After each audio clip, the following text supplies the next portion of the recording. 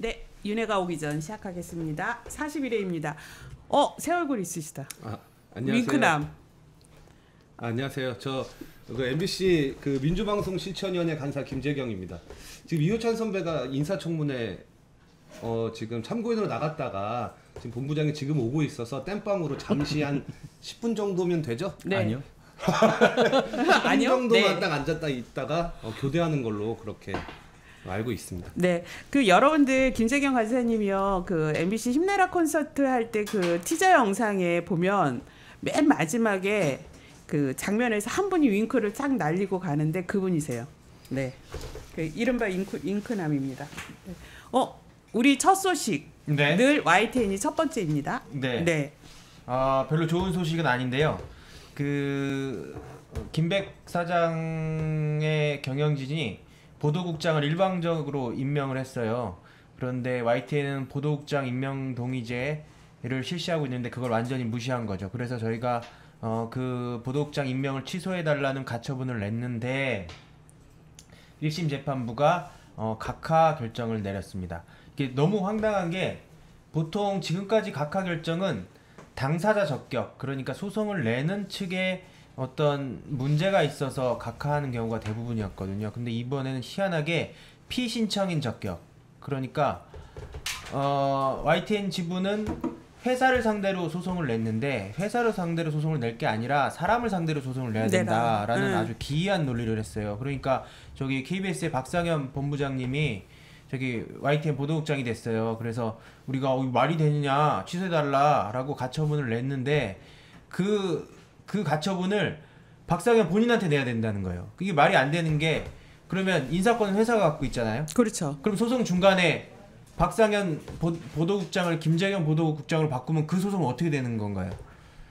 없어지게 되죠. 성립이 안 되죠. 그러니까 이게 법원도 이런 결정을 내릴 줄은 정말 몰랐어요. 그래서 너무 좀 당황스럽고 대단히 유감스럽고. 그게 혹시 3개월 동안 3개월 넘게 걸렸잖아요, 그죠? 신청하고 나서 그거 구상하느라고 그랬나?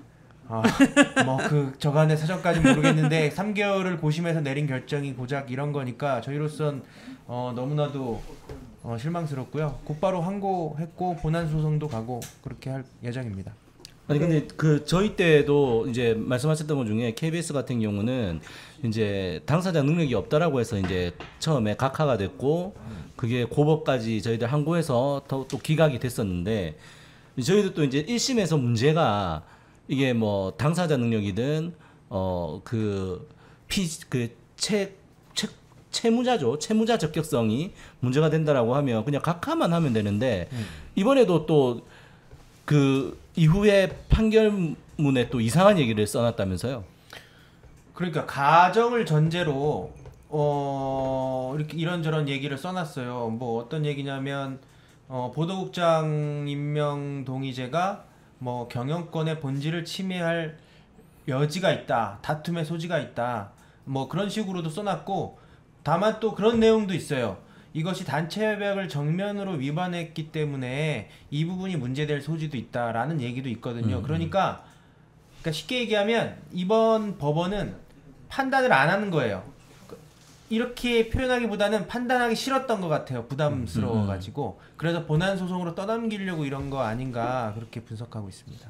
저희도 불안한 게 네. 언젠가는 MBC도 이제 적폐가 다시 돌아와서 뭐 보도국장 임명동 이제 무력화시키고 뭐 마음대로 할 거 아닙니까? 근데 저희가 그때 가처분을 걸게 돼도 저희도 서부지법에서 예. 서부지법에서 같은 판사가 될 가능성이 높죠. 그때는 회사와 사람을 다 동시에 넣으면 다 되죠. 하고요. 여러 개를 한꺼번에 넣어야 되는데. 다 넣으시고, 이게 YTN의 실패를 반면 교사로 삼아 반드시 MBC는 승리하시길 바랍니다. 그 전에 YTN이 이겼으면 좋겠어요. 감사합니다. 네. 네, 저희가 이렇게 진짜 언론 탄압, 언론 장악 국면에서 각 노조와 또 일선에 있는 분들이 이렇게 소송, 뭐 심의 대응 이걸로 이렇게 에너지를 써야 된다는 게 참 슬픈 현실인데요. 지금 우리 심은정님이 우리 티봉이가 안 본 사이 살이 찐 것 같다고. 그 심은정님 부은 거 아닐까요? 김건희님이 티봉이 안 본 사이에 살찐 듯. 심은정님이 부은 거 아닐까요? 스트레스성. 티봉이도 스트레스를 받는 것 같습니다. 티봉이 사원증을 지켜주자 이러셨네요. 예. 근데 오늘 또 우리 TBS T님이 못 오셨어요. T님의 행방을 Y님 아시죠? 어디 가셨죠? 네, 지방노동위원회 갔다고 하는데 지금 TBS가 대단히 복잡하고 어려운 상황이잖아요. 그래서 사측에서는 정리해고를 한다고 하고 구조조정 예, 하겠다. 그래서 노사 교섭도 제대로 안 돼요. 그래서 분쟁이 발생한 상황인데 그 연유로 해서 노동쟁이 조정 참여 때문에 네, 부득이하게 부득이하게, 불참하시게 네. 됐습니다. 지금 여러분들이 T님이 어디 가셨냐 이렇게 묻는데요. 지금 회사 그 진호위에 오늘 이제 그 조정 회의가 1차 회의예요. 그래서 TBS는 아시다시피 일노조가 있고 그 다음에 언론노조 TBS 지부는 이노조인데 지금 일노조하고 송전 지부장님하고 다 참석하셔가지고 지금 사측이 4분이 오신다든가 열심히 싸우고 계십니다. 네. 지금 TBS가 이렇게 T님이 못 오시고 그랬는데 지금 남은 출연금이 여쭤보니까 한 달치 정도밖에 안 남았다 그러더라고요. 지금 서울시에서는 아예 그 조례 폐지로 지원이 안 돼서 그동안 예산 남은 걸로 버티시는데 이 한 달분 남은 것도 다 이제 사용하게 되면 이후가 어떻게 버틸까? 막 이제 이 고민을 어제 그제 하는 얘기를 제가 가슴이 아프게 들으면서 그래서 TBS 후원 행사라도 좀 열어야 되지 않나 뭐 이런 얘기들을 저희가 하고 있었습니다. 네, 그다음에 소식 KBS 소식 낙하산 보궐사장, 낙하산 박민 사장의 이상한 행보 지금 계속되고 있죠. 네, 낙하산 사장이 이제 보궐로 왔기 때문에 지금 임기가 12월 초면 이제 끝나게 되는 12월 거죠. 9일까지죠. 네, 12월 9일까지. 네. 그래서 뭐 7월 다 갔다 치면 8, 9, 10, 11 사실상 4개월 남았는데 4개월 남은 사장이 갑자기 조직 개편을 하겠다라고 해서 회사가 지금 발칵 뒤집혔습니다. 지난주에도 저희들 오랜만에 모든 구성원들이 모여서 피켓팅하는 영상을 보여드렸었는데요. 오늘도 저희 낮에 그 좀 진행을 하고 왔었고 오후에는 이사회가 열리는 곳 앞에서도 한 200명 정도가 모여서 역시 이제 좀 조직 개편을 반대를 했는데 이 사장이 임기 4개월 남은 사장이 하는 것 자체도 말이 안 되는 거고 기억하시는지 모르겠지만 이전에 저희들 KBS 장학문건 관련해서 한번 했었는데 이 KBS 장학문건에 보면은 나와 있던 얘기들이 그대로 진행이 되고 있어요. 무단협 상태 감수해라. 지금 무단협 상태고요. 네. 임명동의제는 없애야 된다. 임명동의제 하지 않고 이제 국장들 임명했죠. 그 다음에 승진 및 직급체계 개편해야 된다. 그렇게 했는데 지금 사측이 승진 및 직급체계 개편하려다가 그건 이제 불이익 변경에 관련된 부분이니까 지금 제동이 걸렸고 네. 임금 삭감해야 된다라는 내용이 있었는데 회사에서 조합에 정식적으로 10% 삭감하자라고 하는 삭감안을 제시를 하면서 임금 교섭하자 지금 들어와 있었고 그리고 조직 개편 같은 경우에도 KBS 장학문건에 들어가 있었거든요. 근데 이 조직 개편은 어떤 거냐면 기본적으로 분사화를 해야 된다. 그래서 제작 역량을 축소시켜야 된다. 그래서 KBS가 자체 제작을 하는 것이 아니라 외부에서 만든 거를 만든 거를 가져와서 틀어라 라는 그런 취지인 거예요. 그래서 KBS 경영진이 건국전쟁을 판권을 구입 못한 거를 굉장히 애통해하면서 오늘 저희들이 결정이 났다는 얘기 들었는데 작년에 이제 그 개봉했던 역시 이승만 뭐 찬양 영화죠. 기적의 시작이라는 작품이 있다라고 합니다. 그런 작품이 있었던 거예요. 전국 관람객 26,000명의 이제 그 영화가 있는데 그거를 1,000만 원을 주고 구입을 해서 광복절에 틀겠다고 하네요. 그러니까 이런 식인 거예요. 조직 개편을 해서 자체 제작 역량을 없애고 그 자체 제작 역량을 없애면은 KBS가 뭐 어떻게 프로그램을 만드냐는 것이 교육 바깥에서 와서 사서 틀어라. 근데 이 사서 틀어라고 하는 콘텐츠들은 대부분 뭐 우익 성향의 그런 이제 프로그램들을 틀으라는 그런 취지이겠죠. 근데 이런 것을 하기 위해서 지금 조직 개편을 하겠다라는 거죠. 그래서 저희들이 지금 반대하고 있는 것이고 그래서 단순히 뭐 박민이 좋고 싫고 뭐 이런 문제가 아니라 KBS가 공영방송으로서 망가지는 조직 개편이기 때문에 저희들이 그 굉장히 지금 반대를 하고 있는 그런 상황입니다.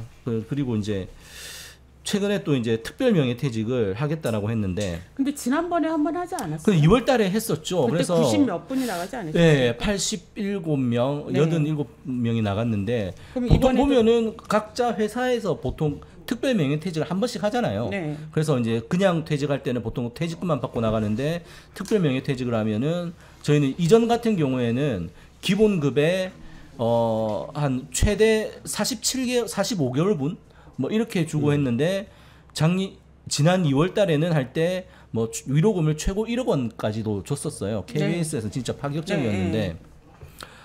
이게 항상 있던 특별 명예퇴직이었고 그래서 일반적으로 진행이 됐었고 그런 차원에서 이제 지난 2월 달에도 있었는데 이번에는 특별 명예퇴직을 하면서 특별 명예퇴직 사유로 해고 회피 노력이라는 문구를 넣은 거예요, 사측이. 그러니까 이게 구조조정의 전 단계를 회사가 밟고 있다라고 라는 저희들은 지금 판단을 하고 있고 이 부분에 대해서 강하게 시정 조치를 요구를 했지만 뭐 받아들여지지는 않고 저희들도 아마 YTN이나 MBC도 있을 텐데 고용안정위원회라든지 고용안정협약 이런 것들이 저희들도 지난해 마련을 했습니다.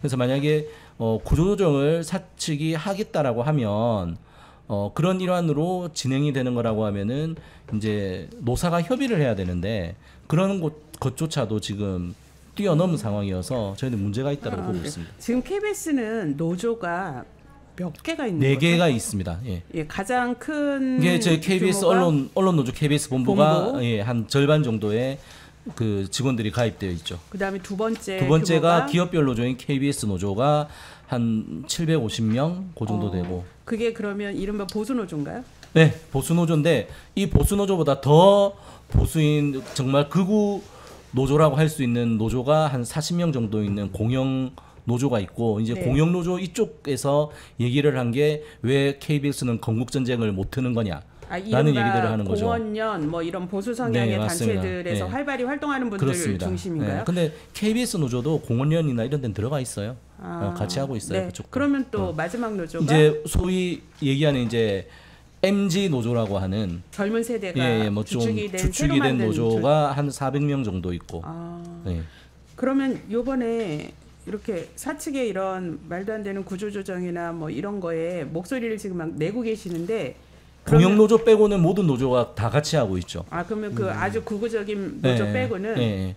그러니까 뭐 저희들 기술 친구들이 제일 좀 많이 열받아 있는 것 중에 하나가 어쨌든 저희들도 이제 콘텐츠를 잘 만들어야 되니까 기술 쪽 같은 경우에는 방송 기술이 제작, 송출, 송신 요 파트가 나눠지는데 특히 제작 중에서도 후반 제작 부분에 대해서 회사가 굉장히 많이 공을 들였고 이제 기술본부 안에 있는 조합원들도 미래 먹거리라는 부분에 있어서는 이제 후반 제작에 대한 기술들 이런 것들을 굉장히 중요하다라고 생각하고 그 부분에 대한 투자라든지 뭐 스킬을 계속 키워왔는데 이번 조직 개편 같은 경우에는 그런 것들이 지금 깡그리 무시됐거든요. 그러니까는 이제 기술 우리 동료들 같은 경우에도 과연 미래 비전이 뭐냐라는 부분들에 대해서 회사가 지금 답을 못 내놓고 있는 이런 상황인 거죠. 근데 본부장님 저 요즘에 KBS 9시 뉴스 보고 싶지 않은데 열심히 보거든요. 그런데 이번에 폭우가 엄청 쏟아졌잖아요. 그래도 체코 그런데 원전 수주가 체코, 중요하죠. 근데 그 사실 체코 원전은 수주한 게 아니에요. 그 이른바 우선협약 대상자예요. 예, MOU예요. 그러니까 이제 수주를 하려면 정식 계약을 맺으려면 아직도 이제 많이 공과정이 남았죠. 많이 남아 있어요. 근데 이제 수주했다라고 단정적으로 보도한 건 TV조선인데 그 원전 수주했다는 걸 그 폭우 속에서 첫 번째 꼭지, 두 번째 꼭지, 세 번째 꼭지 이른바 톱뉴스로 나란히 네. 보도한 곳이 또 KBS예요. 실제로 그래서 시청자 의견 중에서도 저희들이 그런 불만들이 많으셨어요.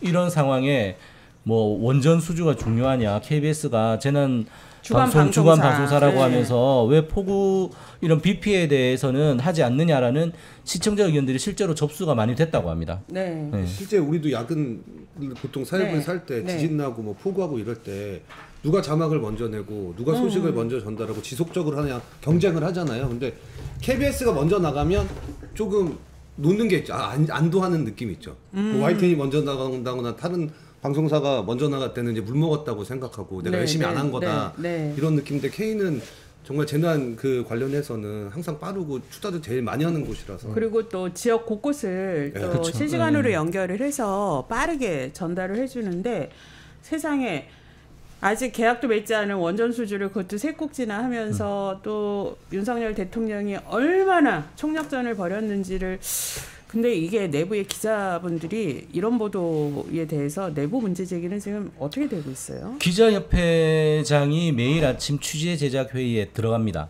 들어가서 얘기를 하고 문제 제기를 하는데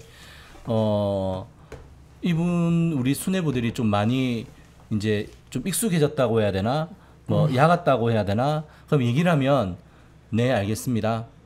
끝이에요.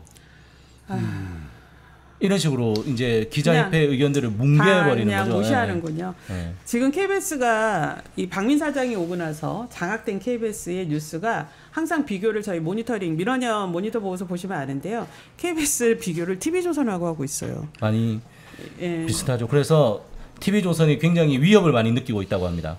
왜냐하면은 방송도 이제 사실 9시에 방송을 하는 뉴스를 하는 게 이제 TV조선하고 KBS잖아요. 그래서 KBS의 시청자들을 뺏긴다라고 해서 TV조선에서 상당히 긴장하고 있다라는 얘기를 듣기도 했습니다. 시청률은 여전히 KBS가 높죠. 높긴 하죠. 그런데 이제 오늘도 나중에 뭐 얘기가 나올 수 있을지 모르겠지만은 자꾸 최영도 의원이 이상한 시청률 얘기를 하면서 KBS가 여전히 제일 시청률이 높다 뭐 그런 얘기를 하는데 시청률 조사 내용을 보면은 결국 KBS를 많이 보시는 분들은 어르신 분들이에요. 그 2049 시청률은 굉장히 좀 낮은 편이고 KBS가 그래서 물론 이제 어르신들도 수신료를 내시는 분들이고 그분들이 원하는 뉴스도 있겠지만 미래 세대를 책임지는 분들이 어떤 욕구가 있느냐, 어떤 뉴스를 보고 싶어 하느냐에 대해서 지금 KBS 수뇌부들이 진지하게 고민을 하고 있는가라는 부분들에 대해서는 굉장히 큰 의심이 들죠. 네. 생각이 그런데 없다라고 볼 수밖에 이번 없다. 이게 이제 체코 원전 수주했다고 대대적으로 이제 정부 편들어주고 윤석열 대통령 띄워주고 이것도 문제인데 사실 이번에 체코 원전 이게 우선 협약 대상자이긴 하지만 이게 덤핑 수주라는 네네, 거예요. 그런 비판도 있었죠. 저가 네. 수주 이런 문제를 TV조선하고 또 KBS만 두 개만 또 유일하게 안 다뤄요. 근데 어제 제가 또 우연히 봤는데 그 체코 대사 직접 또 인터뷰를 해가지고 덤핑 아니다. 덤핑 수주 아니다. 이렇게 충실히 해주고 있더라고요. KBS의 박민 사장과 지금 이게 낙하산 이 경영진들한테 참 시청자들이 물을 게 많은 상황입니다. 저희 MBC 김은혜님 얘기가 나왔습니다. 어떤 얘기죠? 이게? 지금 일단 뭐 지금 인사청문회도 하고 있고 MBC 뭐 이진수까지 해서 떠들썩하지만 우리가 약간 잠시 잊고 있었던 사건이 이제 바이든 날리면 재판 사건이잖아요. 진짜 바이든 진짜 날라갔어요. 진짜 날라가긴 했어요.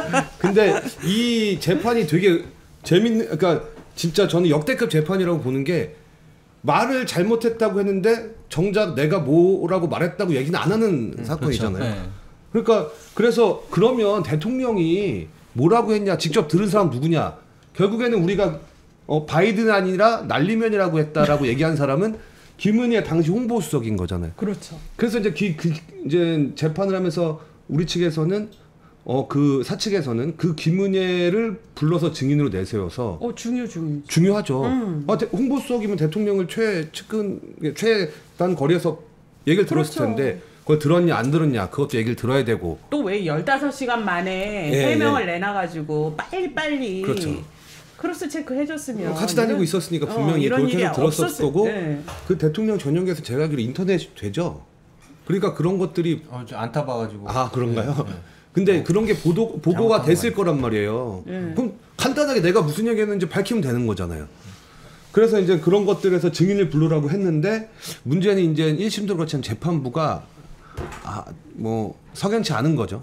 그러니까 뭐 재판을 불러야 되겠느냐, 꼭 증인으로 불러야 되겠느냐, 서면 답변으로 하면 되는 거 아니에요? 원만하게 해결하라. 저는 이 원만이란 말 나오면 의심하거든요. 또 막 저분 취재하고 계십니다. 근데 이게 이 재판에서 원만한 해결은 없어요.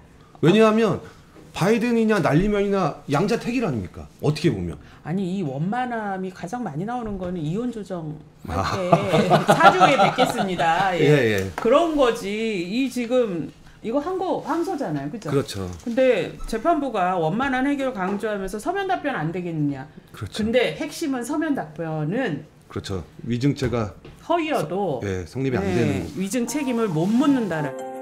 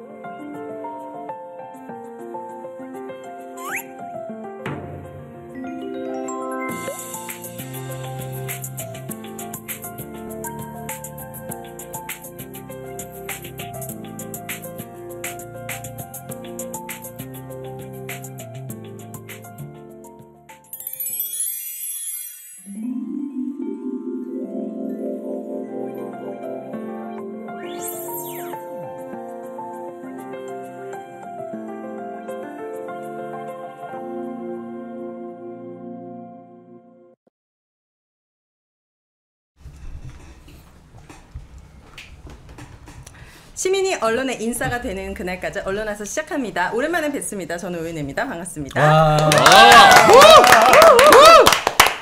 번 빠졌는데 이렇게 사람이 가수 오윤혜님. 이렇게 사람이 가끔은 조금 이렇게 결핍을 줘야 될 것 같아요.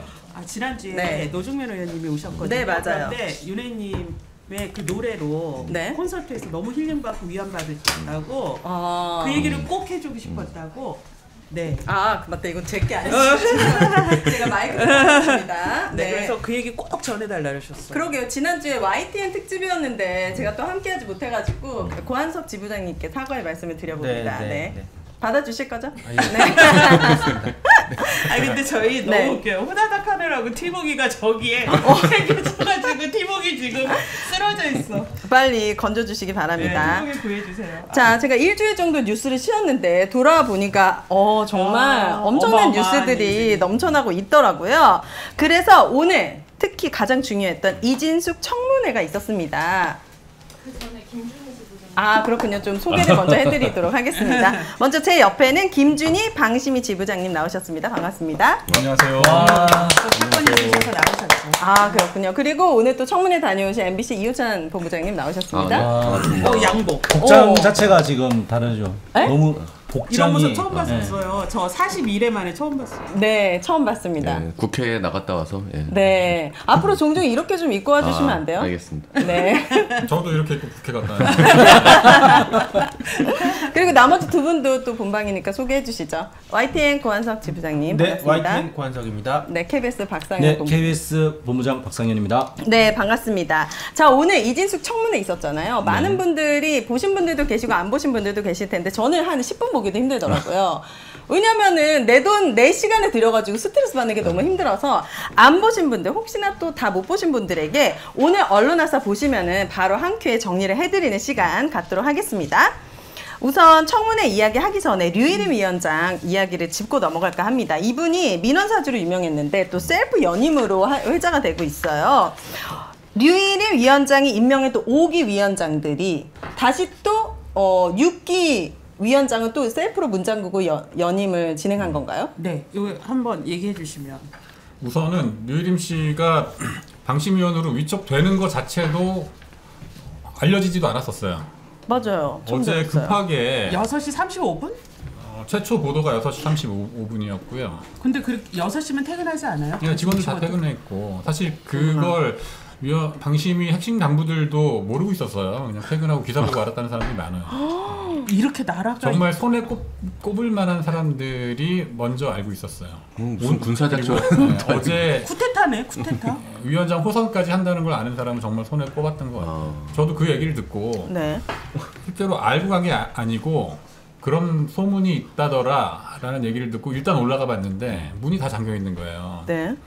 원래 그 지문을 찍으면 직원들은 다 안에 들어갈 수가 있는데 유리문 안쪽으로 지문을 찍었는데도 다 문이 안 열려요. 그래서 그리고 나서 조금 있다가 거기 이제 회의 때 보고하러 들어가는 그 간부들 그 사람들도 못 들어갔어요. 네, 시스템이 막혀 있어가지고. 그렇군요. 그래서 안에서 나중에 누가 나와서 열어주고 그 사람들만 들여보내주고 저는 막 들어가려고 하니까 이제 막 맞고. 네, 맞고. 이게 어째 두 가지가 궁금해지는데 영상을 또 보고 오면 기가 막힐 것 같습니다. 류일임 위원장이 운전대를 직접 잡고 가방 위원장과 노조 위원장 등의 엑셀을 밟아서 돌진하는 아찔한 영상이 있다고 하니까 한번 보고 오겠습니다.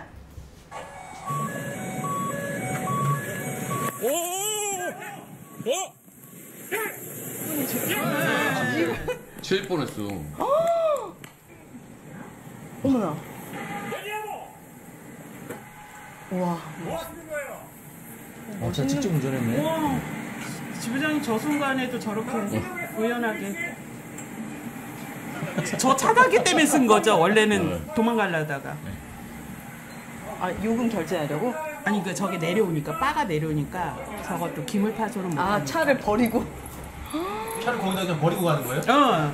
기사장한테 키 주고 갔는데 그때 안에서 한참을 안 나왔어요. 그 뒤에 차가 엄청 많이 밀려 있었거든요. 어머 민폐. 저는 방송이 있어요. 들어가서. 따로 아니, 얘기하고. 나중에 따로 만나서 말씀드리겠습니다. 아니에요. 그러니까 아니. 여러분하고 얘기하고 싶지 않습니다. 아니, 무슨 일을 하셨는지만 저게 얘기하세요. 위원장 보선을 위한 전체회의를 열어가지고 위원장 보선을 통과시켰어요. 누가 됐어요? 제가 됐습니다. 그렇게 급하셨어요? 아니요, 그런데- 왜 문은 걸어 잠그셨어요? 아니요, 외부에서 방해할 수도 있기 때문에. 누가 방해를? 누가 방해를 아니, 해요? 우리는 뭐가 그렇게 겁이 납니까? 잠깐만, 회의해야 되는 위원장님 내일 증인이세요, 그죠?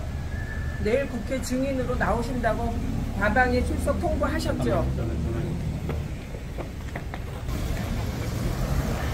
택시 타고 도망간 거죠? 그 아까 어머나. 그 국회에서 증언하실 때 엘리베이터에서 기다렸는데 안 와서 이제 직접 내려가셨다고 해서도 그 말씀이죠. 계단으로 도망을 간 거예요. 그래서 19층에서 뭐 중간에 옮겨 탔겠죠 엘리베이터를. 근데 왜 비서가 운전 안 하고 본인이 운전을 하고 가는 저게 관용차가 아니고 개인 차예요 저게.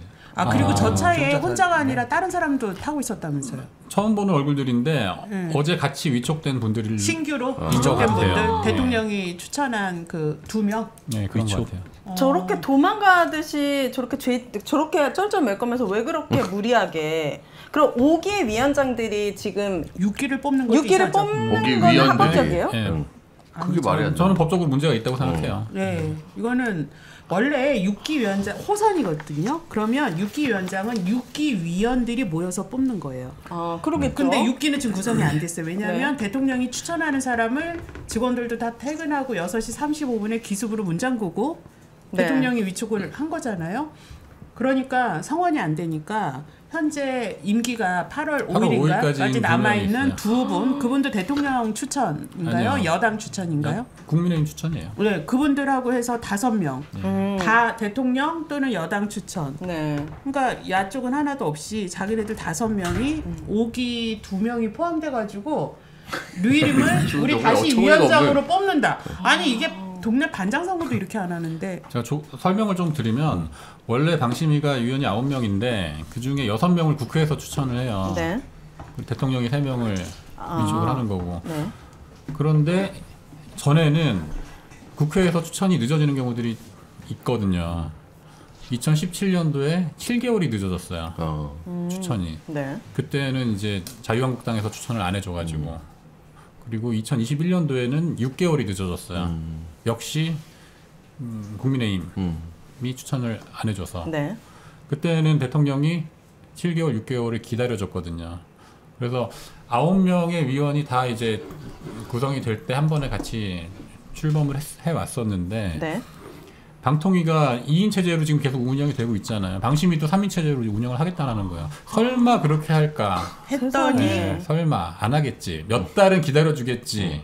기다리다가 뭐 못 기다리겠다고 하면서 뭐 먼저 위촉을 할지도 모르겠다.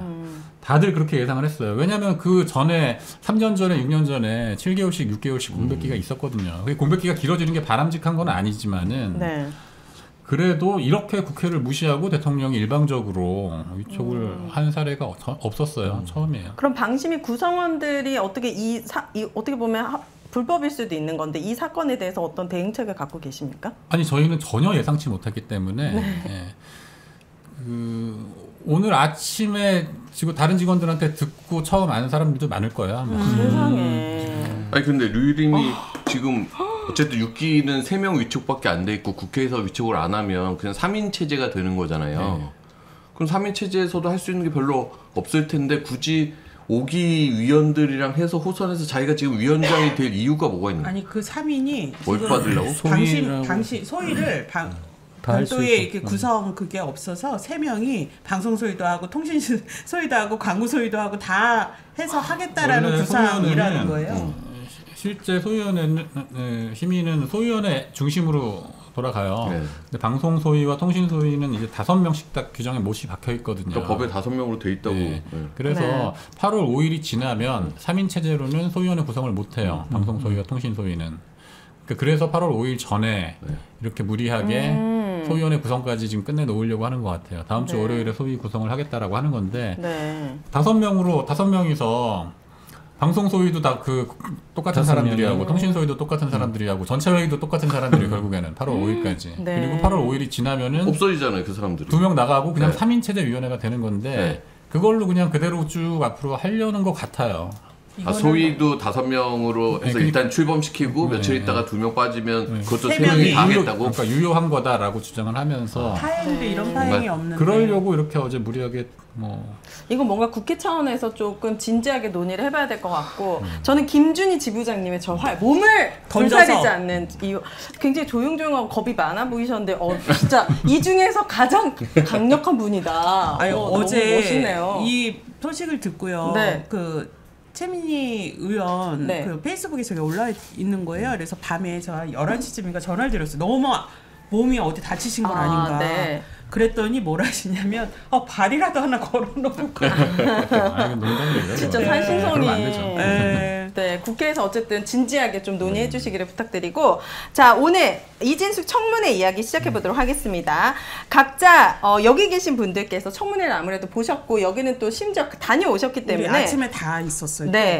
각자 아주 주관적이지만 본인이 뽑은 결정적인 장면을 하나씩 소개해 주시면 좋을 것 같아요. 오늘 여기 저희가 아침 9시 반부터 가 있었거든요. 현장 분위기 하나 저희가 찍어놓은 게 있어요. 네, 알겠습니다. 네. 당신의 공직을 받게 당연히 있어요. 주셨네.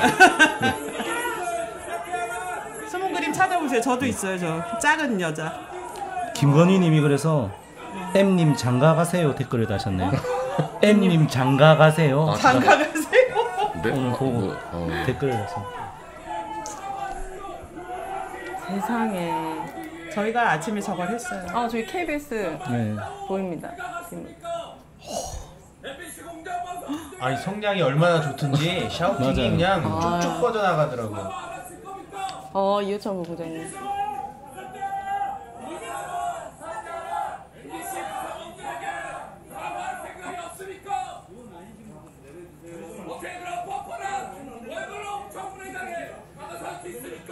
저 뺏어버리는 거 봐.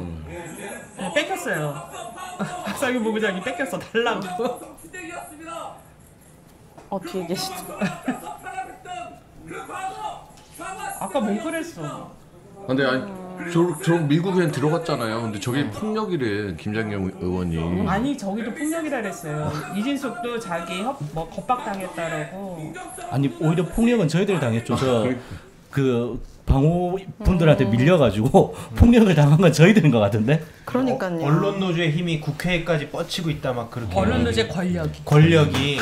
어떻게 초유의 사태라는 거예요. 이렇게 상임위장에 이거보다 더한 거 엄청 많았어요. 그러니까 이 약간 비슷한 맥락들인데 저희가 이제 오전에 조합원 교육 위해서 영화 공범자들이라고 최승호 전 PD가 이제 만든 회직자 시절에 만든 영화가 있어요. 그럼 이제 과거 적폐 경영진들에 대해서 이제 찾아가서 왜 그렇게 이제 묻고 이런 건데 이들은 기자가 가서 묻고 답을 안 하면 쫓아가고 이런 것도 다 폭력이라고 생각하는 거예요. 이건 물리적으로 계속 뭘 폭력을 가하고 있고 아까 저기도 방원들이 막아서 그냥 앞에서 전 질문을 하고 싶었어요. MBC 구성원들에 대해 사과할 생각이 없는지, 그리고 170일 파업이 결국 합법 파업으로 다 결정이 났는데도 네. 자기는 구성원들 해고하고 정직 보내고 징계하고 했던 거잖아요. 그럼 그런 거에 대해서 사과할 생각이 없는지 사실 묻고 싶었던 건데 방어원들이 막아서 밀려가면서 쑥 들어가고 밖에서 이야기한 거거든요. 저걸 갖고 무슨 언론 노조가 엄청나게 뭐 현행법을 위반을 하면서 불법적으로 겁박, 압박, 협박 막 이런 단어들을 계속 청문회 내내 얘기를 하더라고요. 청문회에서 그 국힘 간사 최영도 의원이 뭐라 하냐면요. 민주노총이라고도 안 해요. 저분들이 민노총. 민노총 산하 언론노조가 5년 동안 얼마나 야만적으로 했는지 오늘 보여줬다. 근데 국민이 봤을 때는 언론의 가장 흑역사와 큰 피해를 준 이진숙이 다시 또 방통위원장으로 하려고 하는 것 자체가 가장 큰 국민을 향한 폭력이죠. 네. 자, 각자 결정적인 장면을 뽑아보도록 하겠습니다. 먼저 K님께서 오늘 청문회에 뽑은 결정적 장면 소개해 주시죠. 저도 오늘 그 아침에 이제 저 자리에 갔다가 이제 낮에도 이제 다른 일들이 있고 아까 말씀드렸듯이 뭐 피켓팅 때문에 다 보지는 못했는데 정동영 의원이 질의를 했던 게 좀 울컥하더라고요. 그래서 일단 5.18과 관련해서 이진숙 후보자가 했던 그 본인이 직접적인 뭐 부정적인 발언을 했던 건 아니지만 부정적인 발언에 찬동하는 부분들에 관련해 가지고 5.18에 대해서 어떻게 생각하느냐라는 얘기를 했고 그 얘기를 하면서 정동영 의원이 당시에 그 광주에 취재를 가셨었나 봐요. 네, 그래서 본인이 당시에 광주에 취재를 가서 취재한 내용을 본사에 송고를 해도 하나도 방송이 안 됐다. 그래서 본사에서 이제 광주 시민들을 폭도라고 얘기를 해서 폭도라고 하는 것이 맞느냐라고 문제 제기를 했던 분이 그 이후에 끌려가서 노성대. 네, 저 이름은 기억이 안 나. 그분이 가서 당시 부국장. 굉장히 고초를 겪었다. 그래서 결국은 폭도라는 이제 표현이 나갔고, 그래서 광주 MBC가 시민들에 의해서 불에 탔다. 뭐 이런 얘기를 하면서 계속 물어보셨던 거였죠. 5.18이 민주화 운동이라고 생각하느냐, 어떻게 생각하느냐라고 하는데 끝까지 본인의 생각을 얘기 안 하더라고요. 그러면서 하는 얘기가 대한민국 법에 5.18은 민주화 운동이라고 되어 있고 저는 그것에 대해서 따른다라는 입장인 거지. 그렇게 했어요. 워딩이 대한민국 우리나라 법에는 5.18은 민주화 운동에 기여한 사건이라고 돼 있습니다. 사건이라고 되어 있고 그거를 자기는 수용한다. 뭐 이런 거예요. 그래서 정동영 의원이 계속 그래서 본인의 생각이 뭐냐라고 하니까 끝까지 얘기를 안 하더라고요. 아니 그거를 왜 얘기를 못 하는지 저 일단 좀 그게 하나 이해 안 됐고 그렇게 생각 안 하거든요. 아유 뭐 그렇겠죠.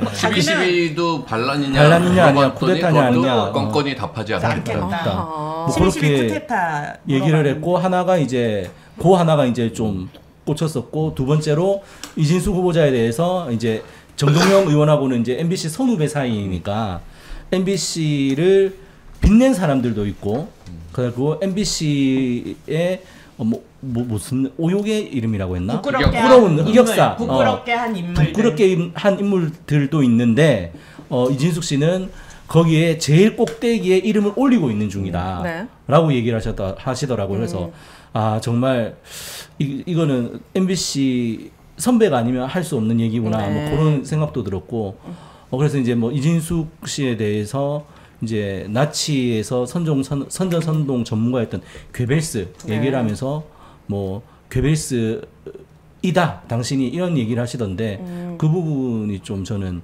제일 좀 와닿았습니다. 근데 저는 이진숙 씨 뒤통수를 보면서 앉아 있었는데 사실 당신이 MBC의 괴벨스다 이런 거를 선배로부터 같이 일했던 선배로부터 그 말을 들으면 너무 가슴이 아플 것 같은데 이분이 꼼짝을 안 하시더라고요. 근데 보통 그런 말 들었을 때 부끄러움을 느끼면 그 자리까지 안 왔겠죠. 우리 제가 상식으로 판단하면 안 됩니다. 자, Y님께서 뽑은 결정적 장면은 뭡니까? 저는 그 이진숙이나 국민의힘 쪽에서 계속 공격하는 것이 민노총 언론노조라는 거잖아요. 그리고 그 근거가 민노총 강령 중에 노동자 정치 세력화가 있다는 거예요. 그걸 근거로 해서 계속해서 공격을 해요. 그래서 너희들이 편향됐고 뭐 문재인 정권의 편향적인 보도를 했다 뭐 이런 식으로 보도를 하는데 공격을 하는데 거기에 대해서 윤창현 전국 언론노조 위원장이 반박을 했어요. 저는 그 부분이 개인적으로 가장 좀 시원했고 인상적이었어요. 이 노동자 정치 세력화가 뭐가 문제냐는 거예요, 도대체. 우리나라에 2,500만 명이 노동자예요.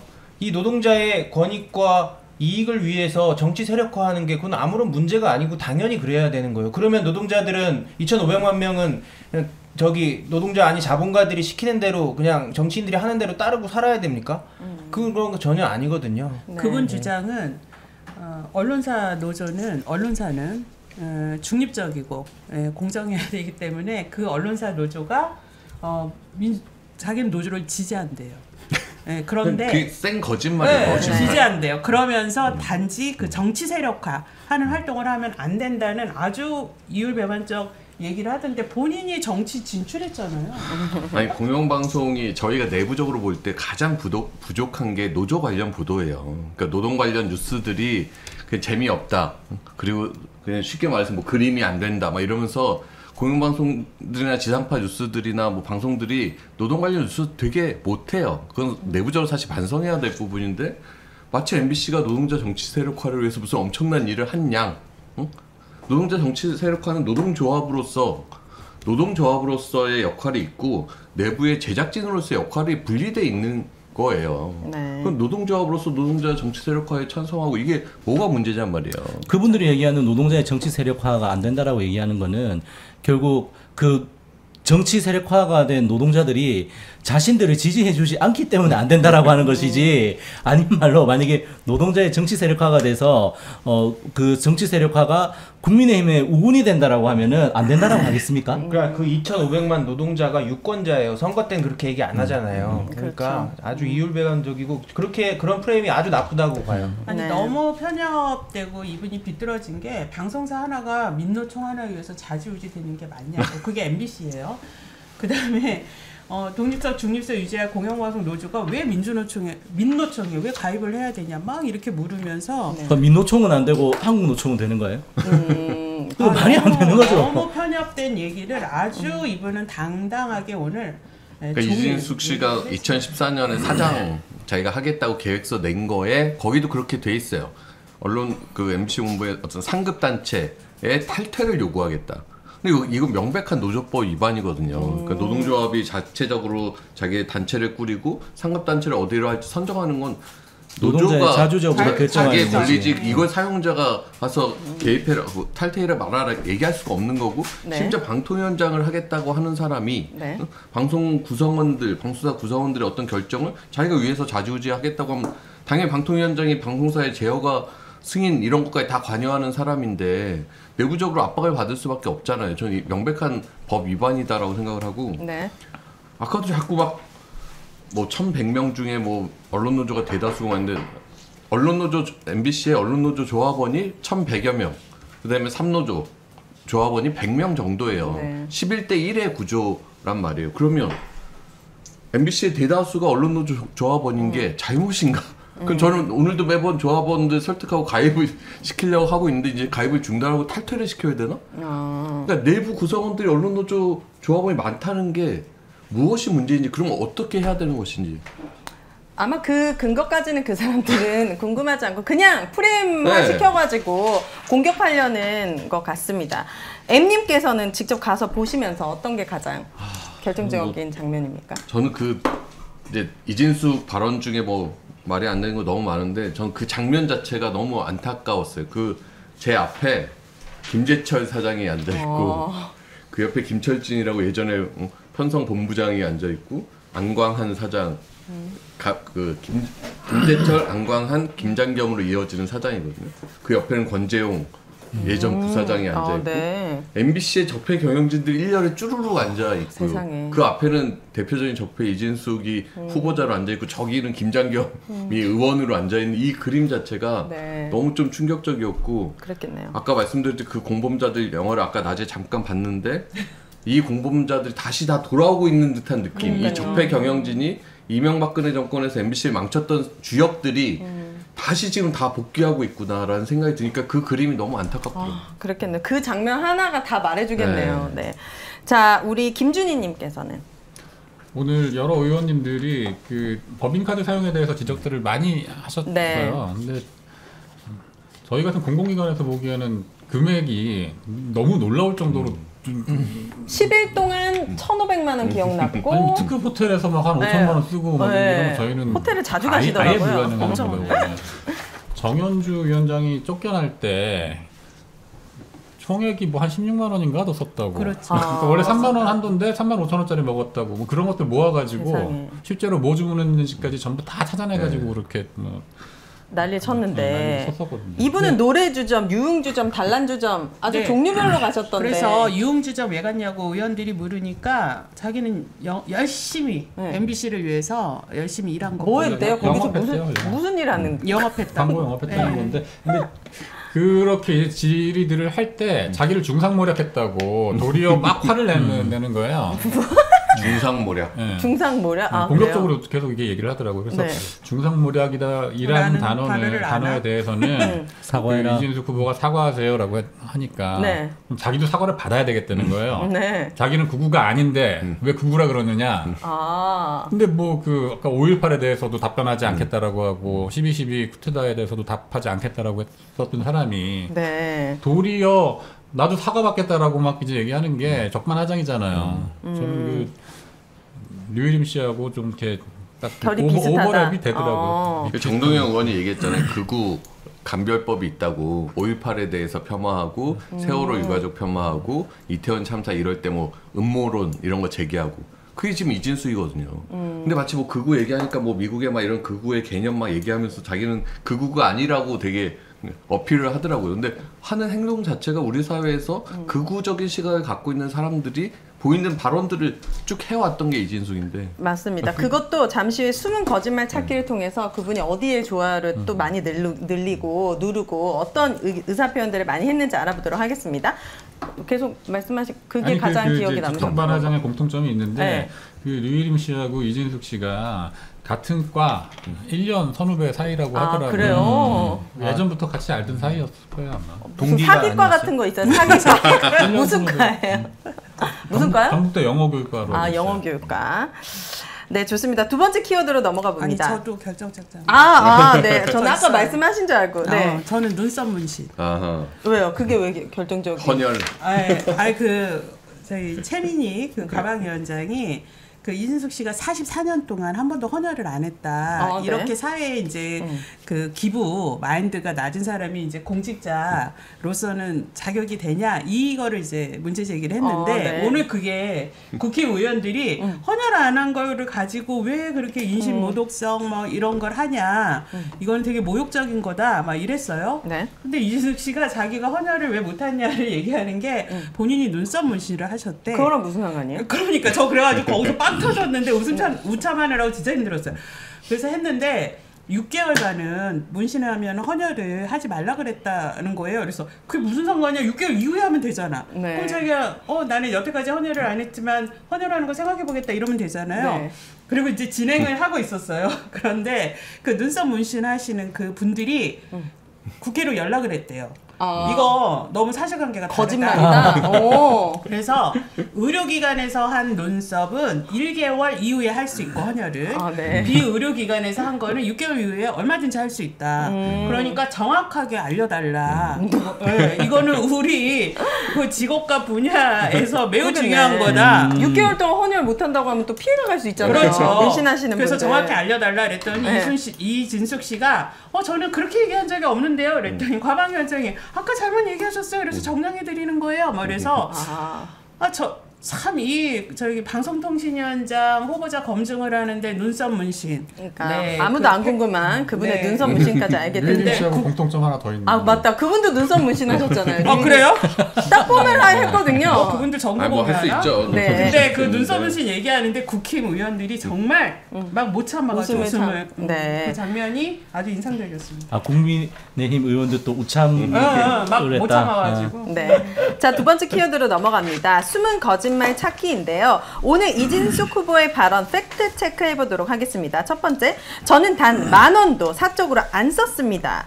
이게 이제 법카를 보니까 뭐 어느 빵집에서는 막 100만 원어치 빵을 사시고 뭐 노래주점, 유흥주점, 단란주점 다 되게 다양하게 또 가시고 호텔도 이렇게 가시고 했는데 법인카드 부정사용 의혹 또 관용차 무단 사용 이런 의혹들이 있습니다. 네. 지금 이 법인카드를 본인이 법인카드를 이제 써야 될 것 안 써야 될 걸 알았냐 그랬더니 구체적으로 몰랐대요. 근데 그런 분이 어떻게 사장을 3년씩이나 하는지 모르겠어요.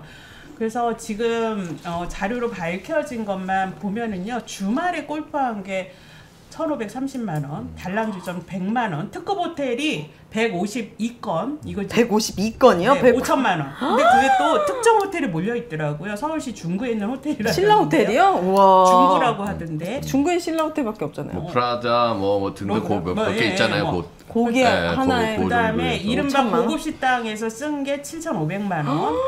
또 주말만 집중해서 주말 사실 쓰면 이게 업무용으로 처리 안 되는 걸로 좀 알고 있는데 본인이 정말 객관적으로 증빙하지 못하는 한 본인이 그게 업무용이라는 걸 증빙을 해야죠. 해야 되죠. 네, 8,500만 원. 네. 그리고 이제 그 제가 8,500만 원. 그 100만 원치 샀다는 게 네. 97만 원인데 그게 사표 낸 날이에요. 사직하는 날. 사직하는 날 97만 원을 썼는데 오늘 네. 그것도 그 과자를 어떻게 했냐가 또 아무도 받은 바 없다. 대전 MBC에서 직원들이 증언을 했어요. 직원들한테 뿌렸다고 했는데 직원들은 받은 바가 없고. 없다라는데 근데 본인은 거기에 뭐 환경이나 뭐 이제 환경 미화하시는 분들이 했다고 줬다고 주장을 하더라고요. 근데 네. 그거는 이제 확인해 봐야 되는데 그때 당시가 이진숙이 막 해임 압박 받으니까 회사에 거의 안 그러니까 나오던 시점. 안 나오던 시점이잖아요. 근데 그래서 이제 마지막 날 되니까 갑자기. 법화를 막 긁어댄 거죠. 이제 긁어대고. 진짜 너무 그래서 없어 보여, 이분이 진짜. 그 97만 원을 갖고 환경미화인 분들이 사장님 뭐 잘 받았습니다 이런 통화까지 했다는 거 며칠 전에. 네. 그러니까 또 몇 분 지나가지고 또 제보가 들어왔어요. 그 환경미화원 분께서? 아니 대전 MBC에서 네. 그 대전 MBC 직원들이 사직하시는 기준으로 3개월 동안 본 적이 없다. 출근을 안 했다. 그런데 무슨 과자냐. 그랬더니 이분이 뭐라 했냐면 네. 사장이 꼭 출근을 해서만 일을 합니까? 이런 명언을 남기셨습니다. 우리 다 대충 살아요. 열심히 왜 살아? 이렇게 살아도 방통위원장 근데 후보되는데. 되게 중요한데 오늘 청문회 잘 부각이 안 된 게 서강대 인근에서 쓴 거예요. 이게 본인이 서강대에서 언론학 석사. 방송학으로 뭐 석사를 대학원도 받았더라고요. 네. 대전 MBC 네. 사장 재직 시절에. 근데 네. 인사청문회 자료에 그걸 뺐어요. 서강대 갔다는 거를. 서강대에서 석사 받았던 걸 뺐어요. 그런데 서강대 인근에서 아주 소소하게 써요. 빵집에서 11,500원, 뭐 도너츠집 6,500원. 이거는 명백히 개인적으로 쓴 혼자 거예요. 썼겠죠. 이게 사실 금액이 큰 거에 집중하기보다는 저는 그렇네. 이 디테일에 더 집중해서 6,500원에 접대하거나 이랬다고 하기엔 너무 이거는 네. 말도 안 되는 거예요. 그리고 오늘 자료를 의원들이 제출하려는데 안 한 게 관용차를 타고 서강대를 갔다는 거예요. 사실 그러면 안 되죠. 업무 시간에 또 관용차는 업무에 이용하는 건데. 서강대를 갔다고는 하지 않았지 않았어요? 서강대 갔대요. 그래서 그 출입 기록, 출입 기록을 달라는데 제출을 안 한 거예요. 그러니까 이제 가방위원장이 아니 이거 왜 제출을 안 하십니까? 이거 간단한 건데 제출을 네. 해주세요. 이거는 관용차를 타고 가셨기 때문에 제출하셔야 합니다. 그랬더니 아무 말을 안 하고 있더라고요. 그러니까 대전 MBC 사장을 하면서 서강대 대학원을 다닐 때 네. 관용차를 갖고 다녔냐. 왔다 갔다 하고 한 심지어 걸로 법카도 보이는 거죠. 쓰고. 네. 네. 아니 사장도 해야 되는데 수업도 듣고 그게 다 가능해요? 그러니까요.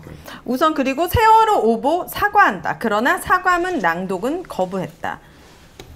네. 세월호 혐오 보도를 또 했었잖아요. 그렇기 그렇죠. 때문에 이제 사과라는 요구가 있었죠. 네, 이제 보도본부장 시절에 이제 MBC에 세월호 관련한 이제 여러 오보가 있었고 또 유가족을 명예를 훼손하는 보도도 있고 또 혐오성 보도들이 이어졌는데 어쨌든 보도의 총 책임자로서 무엇을 했냐, 그러니 사과하라 이랬지만 지금까지 이제 사과를 안 했는데 오늘 현장에서 사과라고까지 얘기 안 하고 약간 저도 막 시끄러 말이 막 오디오가 뭉쳐 서로 섞여서 잘 정확히 못 들었는데 당시에는 뭔가 최선을 다해서 뭐 하려고는 했으나 뭐 결과적으로 뭐 해서 부족했다. 약간 유감 뭐 이 정도의 워딩을 해서 그 세월호 유가족분이 이런 사과는 절대 용납할 수가 없다. 네.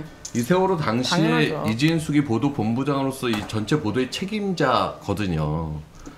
근데 그때 당시에 이런 세월호 오보나 뭐 세월호 관련 유족 폄훼, 혐오 이런 거에 대해 단 한 번도 사과한 적이 없어요. 김장겸 의원이 보도국장 시절에 아 유족들 깡패네, 뭐 작전 세력이 붙었네, 유족 맞아 이런 류의 워딩을 하고 했던 사람이고 잠수사의 죽음을 유가족들의 조급증이라고 보도할 때 보도국장이 김장겸이고 그 위에 보도본부장이 이진숙이거든요.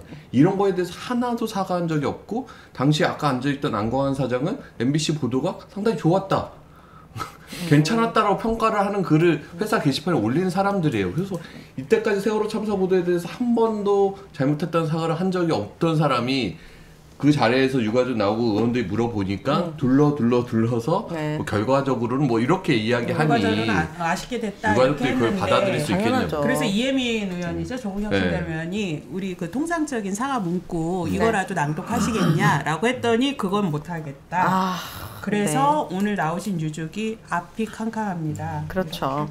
자, 5.18은 법에는 민주화 역할을 했던 사건이다라고 얘기하면서 또 5.18을 폄훼했던 그 댓글. 그 글에는 또 좋아요를 눌렀어요. 그러니까 앞으로 왜 눌렀냐 했더니 앞으로 손가락 운동에 신경 쓰겠다는 식으로 이렇게 비아냥거렸다는데 이거 사실입니까? 이거 사실인데요. 와. 사실 그 댓글에만 좋아요를 누린 게 아니라 본인이 하는 이진숙 TV에다가 그 썸네일에 5.18 비하하는 제목하고 이런 거 다 올렸어요. 그랬더니 오늘 또 뭐라 하냐면 그걸 같이 진행했던 그 표병갈 씨의 콘텐츠다 이렇게 또 얘기를 하는 거예요.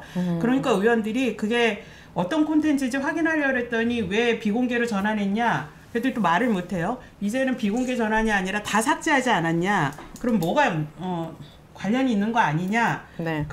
그러면서 그러면 그렇게 많이 좋아요 누른 건 뭐냐라고 했더니 언제부터 이런 SNS 여러분들도 의원님들도 많이 하시는데 좋아요 연자제가 생겼냐? 지인 연자제라도 생긴 거냐? 말은 진짜 잘 맞는 원래 이런 말이 있어요? 좋아요 연자제. 좋아요 연자제. 그러면서 네이밍에 별 그 생각 없이 누른 거다. 이러니까 이제 어떻게 그게 별 생각 없이 누른 거냐? 방통위원장 할 사람이 이렇게 이 행위는 얼마나 이게 의미가 있는 거 중요한 건데라고 하니까 그러면 앞으로 손가락 운동에 신경을 쓰겠다. 이 답변은 국회 모독하는 답변 아니에요? 5.18도 모욕이고요. 5.18도 모욕하는 거고 와. 국회도 모욕하는 거고 국민도 모욕하는 손가락 운동. 아주 이거는 정말 심각한 발언이라고 저는 생각을 했어요. 자, 그리고 이분 저도 기억나는 게 연예인들을 성향 분류를 하더라고요. 좌파 연예인, 무슨 영화, 우파 영화, 연예인 이렇게 가르는 저도 영상을 봤는데 이것과 관련해서 개그맨 김미화 씨의 발언 영상도 보고 오도록 하겠습니다. 이진숙 씨는 사실은 제가 MBC에서 그렇게 고통을 당할 때 함께 있었던, 함께 한솥밥을 먹던 가족이나 마찬가지입니다. 그런데 이진숙 씨가 너무 부지런하셔서 2022년도면은 뭐 지금으로부터 얼마 안 되는 연도 아닙니까? 그런데 자기 먹고 사는 어떤 강의에 우리 대중예술인들이나 대중예술 문화를 가지고 좌파 우파를 나누고 좌파 연예인, 우파 연예인, 좌파 영화, 우파 영화, 좌파 감독, 우파 감독 이런 식으로 나눠서 다시 블랙리스트를 만드신 점은 비판받아 마땅합니다. 대중예술 하는 사람들은 좌파도 없고 우파도 없습니다. 그저 자기가 끌리는 대로 예술에 이것을 담아야겠다 생각하면 담는 사람들입니다.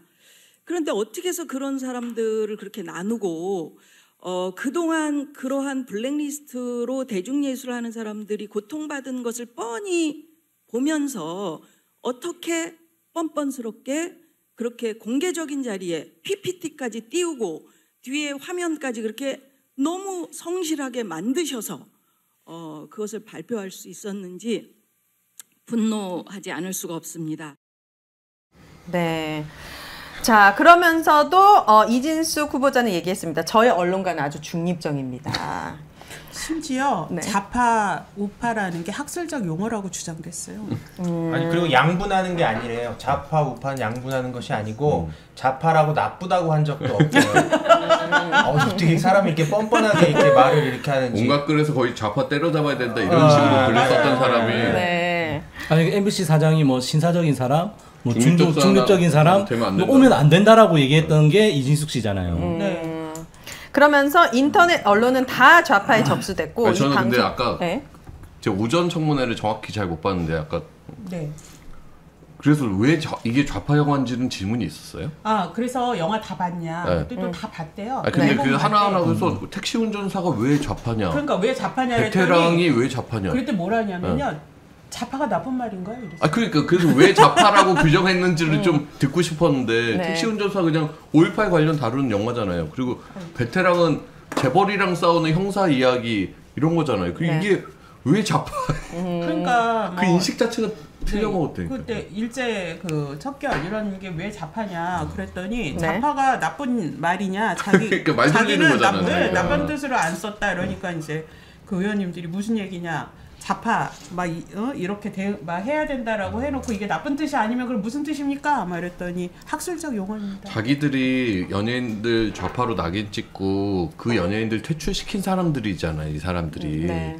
2012년 저희가 파업한 게 뭐 파업 전에 일부 보도를 갖고 한 게 아니라 2012년 초부터 해서 2011년부터 해서 뭐 라디오 진행자 하차시키고 뭐 필수첩 열심히 하던 구성원들 외부로 내쫓고 뭐 이런 게 쌓여서 한 거거든요. 실제 MBC에 출연하는 뭐 MC들 연예인들을 성향을 다 분류해갖고 다 내쳤단 말이에요. 그러니까 지금 이렇게 좌파로 얘기하는 걸 뭐 좌우 뭐 좋고 나쁜 이거 얘기 하나 한 게 아니다라는 거는 정말 명백한 사기예요, 사기. 저는 오늘 이 계속 청문회를 보면서요, 이 이진숙 씨가 참으로 비겁한 사람이다. 왜냐하면 자신이 다 직접 한 말이 있잖아요. 이른바 뱉은 말이 있단 말이에요. 네. 그러면 인정할 건 인정하고 나는 이러이러한 내 생각과 소신으로 얘기했다라면 되는데 그 위기를 모면하기 위해서 나는 그런 말을 한 적이 없다. 기억이 나지 않는다. 좌파는 나쁜 뜻이 아니다. 학술적 용어다. 이런 말도 안 되는 얘기를 계속 반복하고 있어요. 아니 이렇게 무책임하고 비겁한 사람이 어떻게 이런 방통위원장을 할 수 있을까? 또 그 자리에 가서는 얼마나 또 순식간에 말을 바꿀까? 무책임 비겁함이라는 말로는 너무 미화된 표현이라고 저는 생각하게 돼요. 미처 방송에선 저는 내뱉을 수 없을 것 같고, 약간 풀 뜯는 고양이님께서는 이진숙은 대파냐? 그리고 우파 여전사가 필요하다고 얘기한 것도 이진숙이다. 이런 댓글 남겨주셨습니다. 자, 정부 언론 정책에 대해서는 언론 자유가 잘 보장되고 있다고 얘기하고 있고, 광고 불매로 MBC 응징이라는 걸 어디다 썼나 봐요. SNS에 썼나? 그런데 나 그런 적 없다. 뭐 이런 방법도 있다라고 했을 뿐 광고 주지 말라고 한 적은 없다. 이건 무슨 말이에요? 아니 본인이 이거 광고 불매해가지고 MBC 응징해야 된다고 네. 해놓고서는 자기는 그게 그 뜻이 아니라고 계속 우기는 거예요. 아니 그래서 막 이런 방법을 얘기해놓고 이런 방법이 있다고 한 거지 내가 그렇게 하라고 한 건 아니다 뭐 이런 거잖아요. 그러니까 이분이 진짜 기자 하신 분이에요? 아니 이거는 진짜 저기 붙어 있는 게 네. 자유언론 실천 선언이 74년도에 동아일보에서 이제 저 선언하고 나서 75년도에 이제 광고 탄압이 들어갔잖아요. 그게 아까 저 청문회 때 얘기를 했는데 그거 이제 언급을 하고서 이제 광고 불매로 MBC 응징 얘기했을 때 빠져나가는 게 자기는 자연인일 때 어쩌고 저쩌고 하면서 또 빠져나갔어요. 자연인. 네, 자연인 사인일 때 여러 번 자연인이라고 그러는데 지금은 법인인가? 근데 자연인이라고 얘기한 게 그 사인이라고 하더라도 2008년도에 언론소비자주권행동에서 조중동 광고 불매 운동을 그때 했었거든요.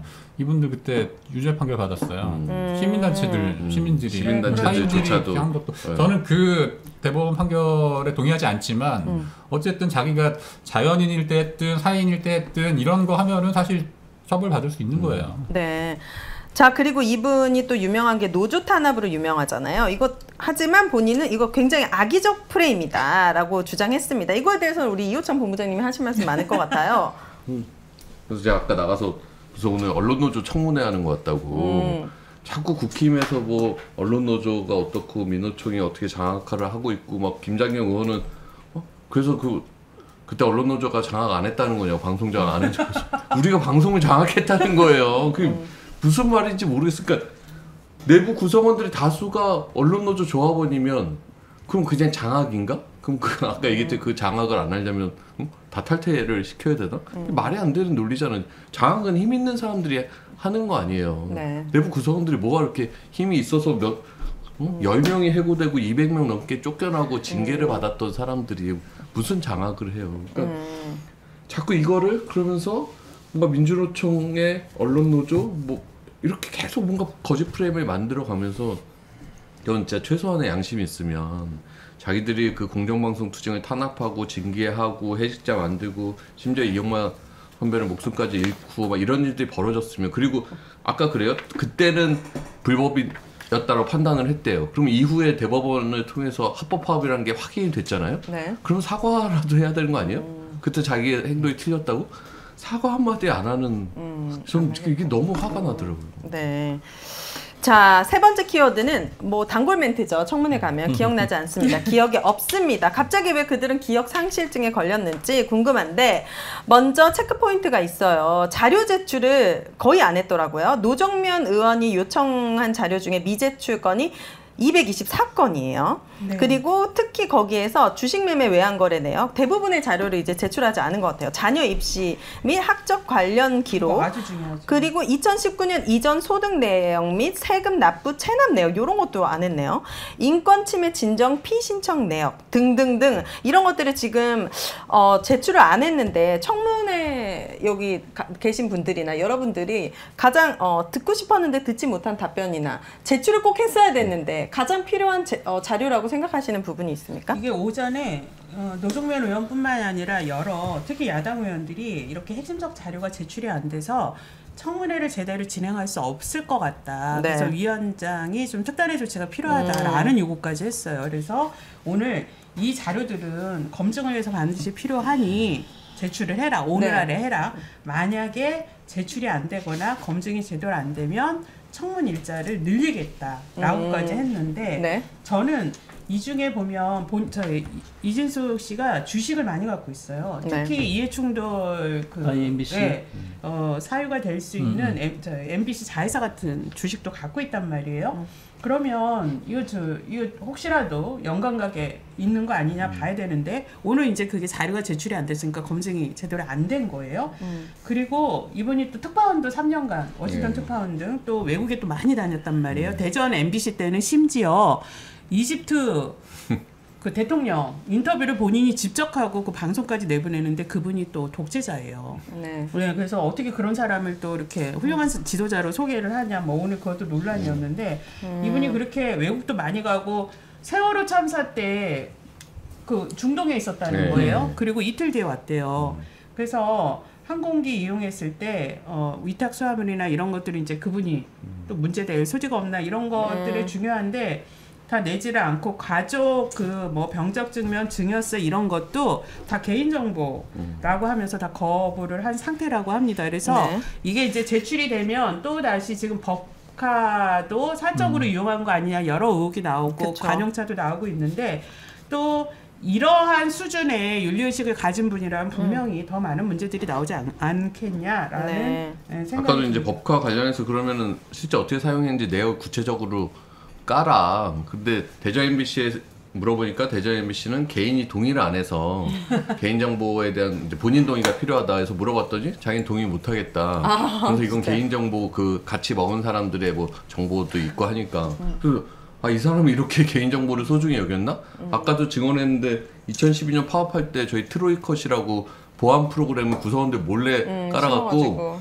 회사 그룹웨어에 접속하면 그 컴퓨터에 그 프로그램이 깔려서 이 컴퓨터에서 쓴 모든 뭐 이메일, 외부로 보낸 뭐 이런 것들 내부 USB 저장한 거 다 유출이 된 거예요. 그러면 오윤혜님이 제가 오윤혜님 컴퓨터에 잠깐 써서 네. 우리 회사에 접속을 했단 말이에요. 네. 그러면 그 프로그램이 자동적으로 깔리고 그러면 오윤혜님이 보낸 이메일 이런 게 다 MBC 서버에 저장이 됐던 일이 실제 벌어졌고 네. 실제 그래서 민법상에서 공동 불법행위자로 해서 손해배상 책임까지 물었던 자가 이진숙이거든요. 그 질문을 했나요? 오늘 청문회장에서? 했어요. 예. 그때 뭐래요? 자기는 그러니까 그걸 의원들이 물었을 때는 어떻게 했는지 기억 안 나는데 네. 이 서면 답변 이런 거 보면 자기는 보안 프로그램인 줄 알았다라는 거예요. 근데 말이 안 되는 게 법원 판단에서 당시 그 실장 정보 책임자가 이렇게 만들어지면 이런 자료들이 캡처가 됩니다라는 것들을 임원회의에서 다 보고했다. 그래서 그걸 알고 있었다. 그걸 보고 이제 법원이 그때 당시 임원들은 이 트로이커 프로그램의 작동 원리나 이런 거를 알고 있어서 그래서 묵인 방조 조장했다고 불법행위라고 한 거거든요. 네. 그러니까 그런 것들 다 그냥 눈치고 몰랐다는 식으로 가는 거죠. 네. 아니 그리고 이분이 계속 정상적인 법인카드라고 하는데 이분이 그 대전 MC 사장인데 네. 이제 자택이 서울이란 말이에요. 그러면 집 근처에서 주말에 집중적으로 써요. 네. 그런데 그게 5km 반경이 자기 집뿐이 아니라 뭐 송파구 이런 것도 다 해당이 된다니까 이정환 의원님인가 아예 500m로 좁혀가지고 봐요. 그랬더니 거기에 12,000원 뭐 이런 소액 결제가 있는데 이게 그 식당에 가서 확인해 보니까 12,000원짜리 메뉴가 있어요. 뭐 황태구이 뭐 이런 구이가 있어요. 그러면 한 명이 먹었다는 거예요. 그럼 한 명이 먹은 게 업무냐 그걸 물었어요. 혼밥? 네. 그렇죠. 혼밥을 한 거예요. 혼밥을 이제 한 건데 그랬더니 자기가 먹을 수도 있고 기사가 먹을 수도 있대요. 또 같이 있었던 다른 사람이 먹을 수도 있고. 그러면 대전 MBC에서는 식대가 있다. 혼자 먹는 거면 혼자 그 업무가 아니잖아요. 혼자 먹는 건 식비로 쓰시고 개인 카드를 썼어야지 왜 법카를 썼냐라고 하니까 계속 이것도 업무의 일환이에요. 저희도 내부 감사하고 이래서 법인카드 1인 사용하면 다 토해내요. 1인 사용 자체를 하면 안 되죠. 네. 그러니까 결국은 법카라는 것 자체가 이제 공적 업무를 위해서 써야 되는 건데 자기 혼자 밥 먹는 건 자기 돈 내고 먹어야지. 그게 어떻게 업무가 될 수 있어요. 그래서 그 오늘 아마 저희 언어나스 하기 직전에 결정을 한 것 같은데 그래서 그 이진수 후보가 동의를 안 해서 내일 그 과방위원들이 현장 확인하러 대전 MBC에 가는가 보던데요. 막 그 보리밥집도 가보고 막 여기 그러니까 그거를 이제 자료 제출을 안 해주면 대전 MBC에 가서 자료를 열람은 할 수 있대요. 현장 조사를. 그래서 그거를 아마 가는 거를 표결을 하는데 표결하는 도중에 국민의힘 의원들이 표결 도중에 뭐 일어나서 나가서 표결한 거니 안 한 거니 뭐 그런 얘기들이 좀 있었던 것 같고. 네, 직접 가서 확인을 하면 좋을 것 같습니다. 네. 거짓말을 오늘 사실 너무 눈에 보이는 거짓말 많이 하더라고요. 엄청 많이 했죠. 네. 자, 네 번째 키워드는 이진숙을 향한 말입니다. 오늘 과방위원들의 송곳 같은 질문이 많았다고 하는데 어떤 게 있었는지 각자 소개해 주시면 좋을 것 같습니다. 이진숙이 했던 가장 날카로운 질문 기억나는 거 있으시면 말씀해 주시죠. 저는 노종면 의원이 국어 모르세요? 얘기했던 거. 뭐 얘기를 하면 계속 동문서답을 하는 거예요. 그래서 그 노종면 의원이 한번 질문하다가 그냥 답변하지 말라고 제지를 하고 막 얘기를 했던 적이 있었는데 그런 어쨌든 뭐 계속 말도 안 되는 얘기들을 하니까 노종면 의원이 국어 모르세요? 뭐 그랬던 게 조금 통쾌했다. 네. 좋습니다. 우리 위원장님은 김준희 위원장님은? 저는 대본을 지금 방금 봐가지고. 네. 아니면 이런 질문 내가 거기 있었다면 이런 질문 해보고 싶다. 아니 제 머릿속에는 지금 류일임으로 가득 차. 맞네. 지금 이분은 지금 류일임을 향한. 근데 오늘 참고인으로 가셔서 뭐 증언하신 거예요? 어제 그 류일임이 도주할 때 그 엽기적인 도주 행각의 현장에 최민희 과방위원장이 같이 계셔가지고. 그래서 내일 나오세요. 그래서 올겨울에 그냥. 저 궁금해요. 근데 그 시간에 최민희 과방위원장이 사실 막 그 저는 저희 위원장님이 그 시간에 퇴근 안 하고 있었던 것도 다행이었다 생각했지만 어떻게 과방위원장이 기자들보다 더 빨리 그 현장에 가셨어요? 기동력이 좋으시더라고요. 그리고 그걸 또 찍으셨어요. 최민희 TV에. 그런 거 다 남겨야죠 영상을. 그래서 기록으로. 댓글에 기자들은 뭐 하냐, 여기에 어떻게 국회의원이 이렇게 가서 하냐, 뭐 이게 많이 달려서. 국회의원이라도 가서 해야죠. 누구라도. 22대가 달라졌어요. 비서관님이 잘 뛰더라고요. 처음에 한참 그게 도망을 다니다가 류일임 씨가 걷다가 뛰다가 막 이제 막 하다가 택시 잡혔습니다. 뒤에서 누가 얘기를 했어요. 간부가. 근데 이제 재빨리 뛰어가가지고 택시를 먼저 한 대 잡았어 비서관이. 근데 뒤에 택시가 한 대 더 온 거야. 근데 류일임이 전력 질주를 하면서 그 비서관보다 더 빨리 뛴 거예요. 오, 진짜 주랭랑이네 말 그대로. 그냥 올림픽이네. 목도 올림픽. 그 비서관이 그 카메라 영상도 다 찍고 뭐 잘 하시더라고요. 진짜 그렇게 살고 싶을까요? 참 우리 많이 달리네요. 이쪽 사람들은 런종섭 런 맞아요. 주랭랑 김행도 김행랑 런기림. 지금 막 이제 윤혜님이 마지막 시간이라서 이제 막 하잖아요. 지난주에 제가 진행했잖아요. 9시 30분에 끝났어요. 그러니까요. 그런 사태가 일어나면 안 되니까요. 자, 우리 MBC는 가장 날카로운 질문. 그 12.12 반란이 쿠데타냐 아니냐라고 좀 이렇게 하나하나씩 물었던 게 되게 중요했던 것 같고, 그러니까 이게 지금 이진숙 씨가 자꾸 이렇게 말을 만들고 막 피해가면서 자기의 극우적 시각을 드러내지 않으려고 애를 쓰는 건데 12.12가 반란인지 쿠데타인지 아니 이걸 얘기 못할 지금 상황은 아니잖아요. 그게 저는 상징적으로 그 사람의 시각을 드러냈다고 생각하고 저는 사실 제가 좀 듣고 싶었던 질문 중 하나는 아까 이제 김장겸 의원이나 이진숙 후보자한테 물어봤는데 그러면 당신들이 민주노총 조합원일 때는 네. 민주노총 지침받고 프로그램 만들었냐.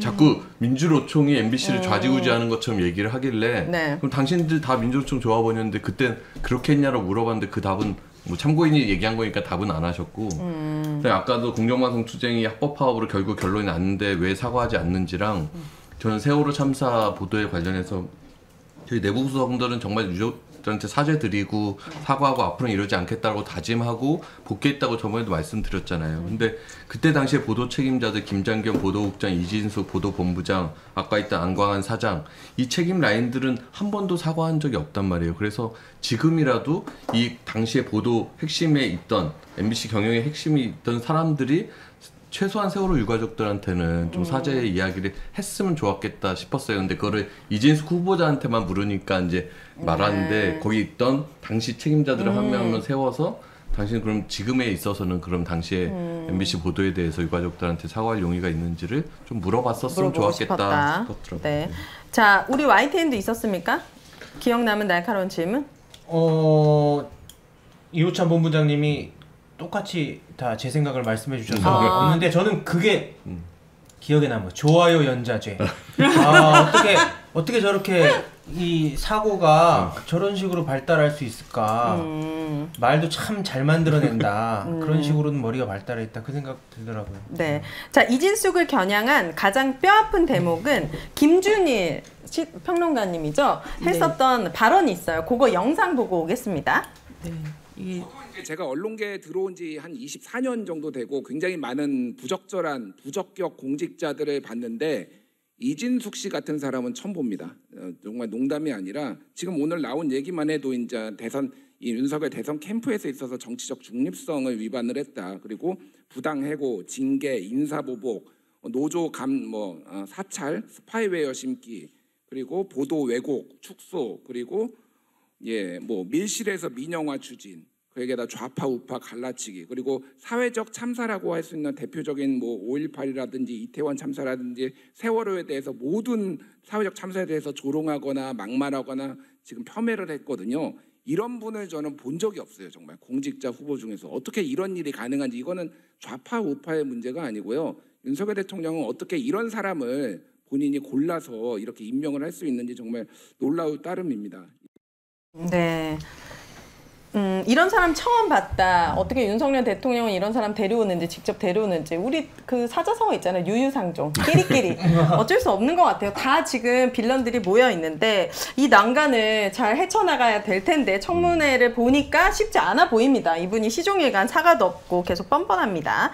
자, 마지막 키워드는 큰 피가 주는 공로상입니다. 오늘 이진숙 인사청문회에서 최고의 활약을 보여준 사람은 누구인지 각자 뽑아주시면 좋을 것 같은데 가장 최고 또는 최악의 활약을 보여준 과방위원 기억나시는 분 있으신가요? 최고의 활약은 이호찬 본부장이에요. 그래요? 이진숙 면전에다 대고 네. 이진숙 방통위원장은 존재하지 않았으면 좋겠습니다. 라고 청문회장에서? 네, 면전에다 대고. 네. 몇 번 끌려 나갔어요. 참고인 그거 할 때. 참고인 진술했대요. 맹활약하셨어요. 아니 의원들이 다 보통 이제 민주당 쪽에서 끌어냈는데 막판에는 김장겸 의원이 윤창희 위원장이랑 저랑 둘이 불러갖고 법을 좀 평소에 잘 지키시나요? 또 약간 이제 비아냥거리려고 해서 윤창희 위원장이 벌금 낸 적도 없다 이러니까 그럼 아까 아침에 그 행동은 두 사람이 지시한 거냐 그래서 윤창희 위원장 이건 법적으로 문제 있다고 하면 처벌 감수하겠다. 그럼에도 불구하고 이진숙 후보자한테 이런 목소리 전달하는 게 옳다라고 생각해서 했다. 그래서 제가 김 의원님 영상 좀 보시라고 거기에 어떤 저희가 이걸 봉쇄하고 막고 이런 게 있냐 자연스럽게 들어가셨고 우리는 질문을 했을 뿐이다 이렇게 허위사실 얘기하지 말라 얘기했더니 무슨 허위사실이냐고 그 말하고 이러더니 저 지금 회사 있을 때도 뭐라 내가 버릇이 없다고 그런다. 회사일 때도 말을 뭐 똑같다 뭐 버릇이 없더니 아직도 똑같다고 또 뭐 이걸 국회 회의장에서 어머나 사적으로 지금 이호찬 본부장님 지금 나이가 몇인데 그 얘기를 듣고 있습니까? 지금 거기서 모욕을 당하셨군요. 하지만 엄청난 활약을 하셨군요. 그 짤을 조금 우리 언론화사가 쇼츠를 만들어가지고 뿌려야겠네요. 아니, 정말 저는 오늘 그 최악이 김장겸 의원이었어요. 그분이 계속 처음부터 아침에 이제 저희가 그 후보자한테 뜻을 전달하려는 거를 겁박하는 행위다. 후보자를 겁박하는 행위다. 민주주의 근간을 흔드는 일이 아닌지 참담하다. 이건 폭력이다. 그러면서 뭐라냐. 법적 조치를 취하겠다. 명백히 국회 안에서는 시위를 못하게 돼 있다. 막 계속 얘기하고요. 그 다음에 또 그 얘기를 해요. 그 뉴스타파 미디어는 오마이뉴스 한겨레 시사인이 언론 탄압 공동 취재단을 만들어서 지금 취재를 하고 있는데 최근에 이제 김장겸 의원을 개인 인터뷰를 했는데 본인이 안 하겠다고 했는데 쫓아오면서 강제 인터뷰를 시도해서 그것도 폭력이래요. 자기가 손등을 긁히는 경미한 부상을 입었다고 이것도 불법 그런 거 하기 싫으면 국회의원은 안 해야죠. 불법 취재라고 하면서 위원장한테 조치를 취해달라고 막 이러는데 오늘 최민희 위원장님이 진짜 저는 이제 약간 감동받았는데 위원회 안에서 그런 일이 있으면 당장 이렇게 내보내겠다. 근데 이 위원회 회의실 밖에서 한 거는 의장님한테 가시든지 국회에다가 알아서 조치를 하셔라. 아까 오윤혜님 잠깐 얘기하셨는데 그 김장겸 의원유가 폭력이라고 얘기하는 것들이 정말 자기들의 과거를 한번 정말 돌아왔으면 좋겠고 정말 그 내부 구성원들의 공정방송 투쟁을 탄압하면서 희생시켰던 그 과거들 MBC를 정말 청와대 방송으로 만들어서 사회적 참사에서 사실상 흉기 역할을 했던 그런 류의 정말 거대한 자기들이 저지른 폭력에 대해서 전 돌아봤으면 좋겠다. 그거 만약에 돌아보면 제가 아까 한 질문하고 이런 게 폭력이면 사과 드리겠어요. 근데 아까 댓글에 보니까 진짜 폭력이 뭔지 보여주고 싶다 이런 댓글이 있었습니다. 그런 말에 절대 기죽지 마시고 자 주목할 만한 증인 또 애잔하게 이진숙을 쉴드 쳤던 사람들 저는 생각보다 그 누구죠? 이준석 의원이 쌀로 밥 짓는 얘기 많이 하시는 것 같아가지고 그럴 거면 그렇게 외치면서 국회에 왜 가셨는지 조금 아쉬운 부분이 있었습니다. 자 애잔하게 이진숙을 쉴드 쳤던 사람들 뭐 기억 남는 증인들 있으시면 말씀하면서 마무리하시죠. 아니, 국힘의원들 다 그랬어요. 저 다 검색해봤어요. 최수진 의원 그다음에 그 탈북자 그분 누구시죠? 박충권? 박충권 막 후보자에 대한 뭐 모욕이다 뭐 그다음 마타도어다 뭐 이렇게 막 하는데 아니 사실을 얘기하는 걸 갖고 이분들은 정말 너무나 그 애달더라고요. 이 이진숙 후보자를 구하려고 비호하려고. 근데 그거는 애달픈데 저희가 그분들 저희 국민이 낸 세금으로 활동하지 않습니까? 국회의원은 이런 공직자 제대로 검증하라는 역할을 해야지 그렇게 방어해주고 비호해주고 이진숙 대변인 노릇을 하시더라고요. 저희가 내일 오전 9시에 국회 앞에서 이분들 국힘의원들 똑바로 역할하라고 활동하라고 활동하라고 기자회견도 합니다. 저 아까 되게 현장에서 귀를 의심하는 발언을 들었는데 신성범 의원인가? KBS 기자 출신. 신성범 의원이 KBS 기자 출신. 정치평론가 많이 하고 그래서 사서에서 한번 봤던 분인데 갑자기 얘기하다가 아마 이제 민주당 시절에 무슨 방송 장악을 얘기하고 싶었나 봐요. 그러면서 그 지금 하려고 여당이 하려고 하는 그거 이런 식으로 여당이 하려고 하는 지금 여당이 하려고 하는 행위를 방송 장악이라고 본인도 인식하고 있는 거예요. 자기도 모르게 마음의 소리가 나와버렸군요. 지금 여당이 하려고 하는 그 장악 그거 뭐 이렇게 얘기를 하거든요. 속기록 한번 나중에 한번 보려고 해서 깜짝 놀랐어요. 그 발언을. 저희 마지막으로 민원연에서 짧은 홍보 하나 할게요. 저희 민주언론 시민연합 카카오톡 그 친구 추가 채널 추가를 해주시면은요 이렇게 저희 이진숙 청문회뿐만이 아니라 저희 공영방송 또 내부에서 어떤 일이 있는지 어떤 또 투쟁들을 하고 있는지 또 이렇게 유용한 소식들을 실시간으로 빨리빨리 알려드립니다. 그래서 여기 카카오톡 친구 추가 다 하셨죠? 네. 컴퓨터님도 들어갔어요 저번에. 또 윤혜님도 들어와 주시면 감사하겠습니다. 네, 알겠습니다.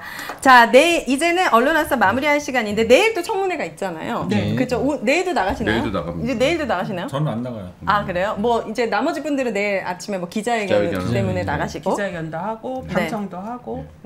후회 없이 내일 청문회장에서 시원하게 이호찬 본부장님은 또 마음껏 말씀해 주시기를 부탁드리도록 하겠습니다. 많은 분들이 또 MBC에 희망을 걸고 있기 때문에 이대로 무너질 수는 없잖아요. 그 MBC 콘서트 보셨죠? 네. 뭐 수천 명의 시민들이 함께하는 제일 감동적인 감동적인 공연. 네. 오인혜님의 그건 노래가 아니죠. 네.